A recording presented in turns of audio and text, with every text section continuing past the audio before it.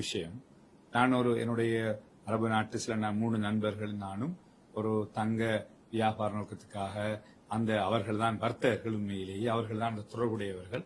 நான் அவர்களுக்கு ஆலோசனை அல்லது வழிகாட்டுதல் போன்ற விடயங்களை செய்வதுண்டு. அந்த அடிப்படையிலே நாங்கள் கடந்த 2023 ஆண்டு தொடக்கம் 3 தடவைகள் நாங்கள் இதுவரையிலே அந்த விடயமாக நாங்கள் பேச்சுவார்த்தை போயிருக்கிறோம், வந்திருக்கிறோம். இருந்தாலும் அந்த 2 தடவைகளும் உரிய முறையில் இடம்பெறவில்லை. ஆகவே இந்த முறை நான் கடந்த 13ஆம் தேதி நானும் மற்ற 3 அரபு நாட்டு சகோதரர்கள் நாங்கள் கானா நாட்டுக்கு சென்றிருந்தோம். அவர்களுடன் அந்த கானா நாட்டிலே உள்ளவர்களோடு ஒரு உடன்படிக்கையின் அடிப்படையிலே அவர்களிடத்தில் நாங்கள் $2 மில்லியன் பெறுமதியான தங்கத்தை அவர்கள் வாங்குவதற்கு என்னுடைய அரபு நாட்டு நண்பர்கள் உடன்படிக்கை செய்திருந்தார்கள். அந்த அடிப்படையில் நாங்கள் போயிருந்தோம். இருந்தாலும் அவர்கள் கடந்த 2 வருடங்களாக ஏமாற்றுவதைப் போலவே இந்த முறையும் எங்களை ஏமாற்றுவதற்கு முயற்சித்தார்கள்.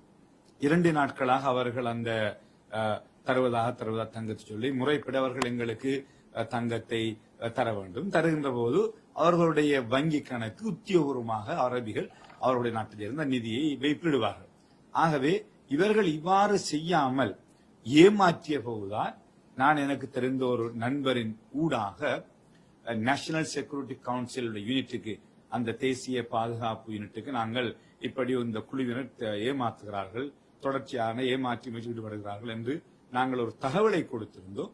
அந்த அடிப்படையிலே தான் அவர்கள் உடனடியாக அந்த நேஷனல் செக்யூரிட்டி கவுன்சில் யூனிட் அவர்களை அந்த இடத்துக்கு அவர்களை கைது செய்து சுமார் 11 பேரை கைது செய்த போது அவர்கள் ஏமாற்றுக்காரர்கள், பொய்யர்கள் என்பதும் அதே போன்று அவர்கள் எங்களுக்கு தருவதாக சொன்ன அந்த தங்கங்கள் உண்மையானவை அல்ல, பொய்யானவை என்பதை பற்றியும் நாங்கள் அறிந்து கொண்டோம்.